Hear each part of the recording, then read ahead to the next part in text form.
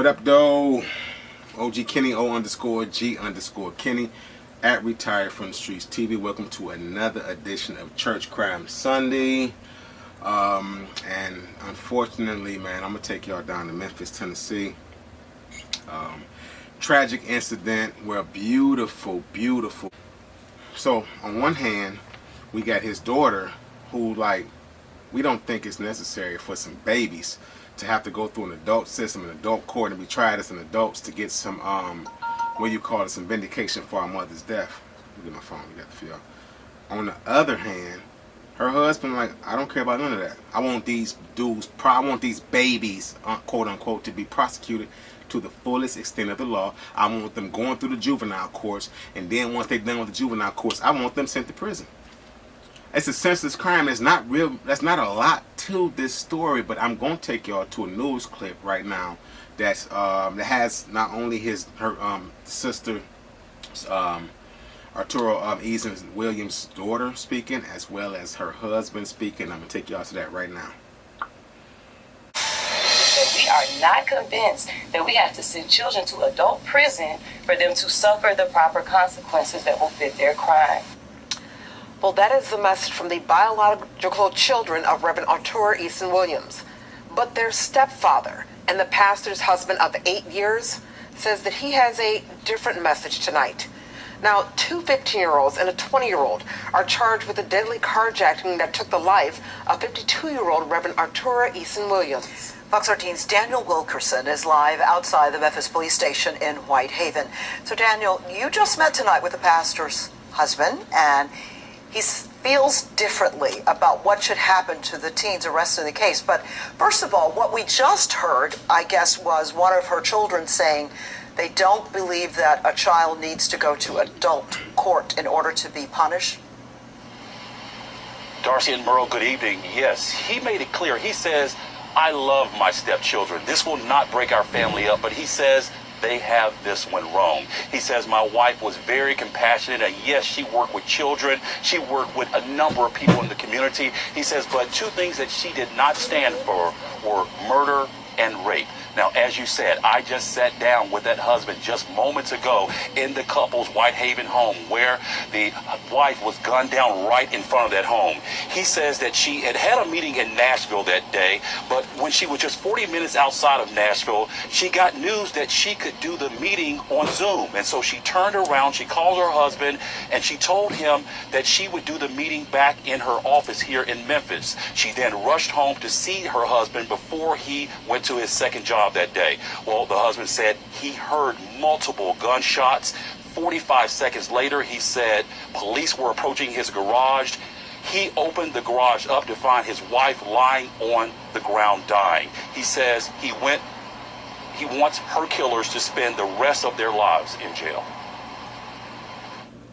I want everybody to disregard what the kid said, because myself, as my wife, husband, and her sister Gwen and Trisha, we want justice.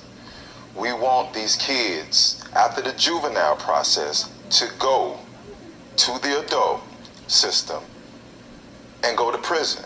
They can get all the help in prison, but they need to be in prison for the rest of their life without parole. I mean, I don't blame her husband.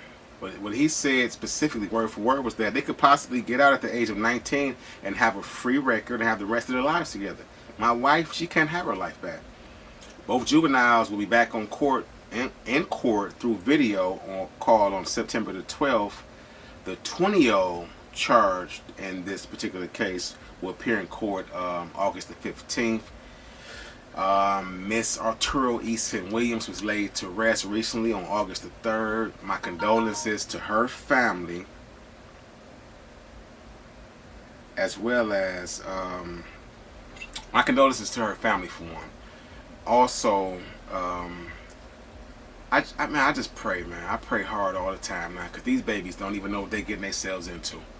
They watching Grand Theft Auto, they playing video games, they listen to these rappers, possibly, I don't know. They don't have enough guidance at home. These are babies. And I always say protect our babies. But you look at situations like this, when you got babies making grown decisions for people, they shot that woman 6 or 7 times. That's an overkill for a woman. Y'all could have just snatched the keys and roughed her up a little bit and got the heck on with your life. It was a carjacking. And then y'all obviously didn't get away with nothing. So y'all done threw y'all lives away for what? This is a crazy church crime Sunday because I'm looking at the facts of the situation. I'm looking at these boys don't know what they in for. They got a long ride on their hands, and they obviously got enough evidence. They actually had enough probable cause to bond them over and whatnot. So, but the judge did say he wanted to order a psychiatric evaluation as well as to dig into their past, their criminal records, their interaction with the law, and things of that nature to kind of, I guess, properly assess what kind of charge it be. Not what kind of charge, what kind of punishment you can impose on 15-year-olds. I mean, I'm from here. Well, Nathaniel Abraham was 11 years old when he got locked into the juvenile system, and that brother is incarcerated right now. He got out. It was real big news. He had on the pink, the suit and the pink fur and all that, or whatever, the white fur with the pink suit. I forget the details, but he came home fly with the hat, the gangster hat and all that. And when I saw that, I was like, man, he's still very much growing up and young a little bit. These dudes here, if they get convicted, they're gonna grow up in prison. They're going to grow up in the juvenile system. Then they're going to go to prison. And it's going to be an eye-opener for them boys. I promise you that. All you youngins out there thinking it's cool to pull out y'all blicky, run down with the Drakey, carjacking, robbing, victimizing women. Y'all know how I feel about women and children and the elderly. My soul go out to them babies as well as to the family of Arturo Eason Williams. And that's really all I got to say about this Church Crime Sunday. It was brief. It was to the point. And man, I've been living with this story since yesterday, and I've been watched it over and over again and read the details, and I'm like, that's sad, man. 52 years old, very beautiful sister, still probably very much vibrant, got a husband, got all her life ahead of her, you know what I mean? You look at 52 and think, oh, but no, 52, you still got 40 good years if you take care of yourself, 50 good years if you're lucky. It's a lot of time to still be living and enjoying your life to have somebody snatch it away for a sense of time. And some babies at that, I love y'all, man. I appreciate y'all for always tapping into me, man. Another Church Crime Sunday, very tragic, very sad. And I just pray for all y'all safety. I pray for all of y'all to find y'all path in whatever lane that is, financially and otherwise, man. And as always, OG Kenny, O_G_Kenny @ Retired from the Streets TV, and I'm out.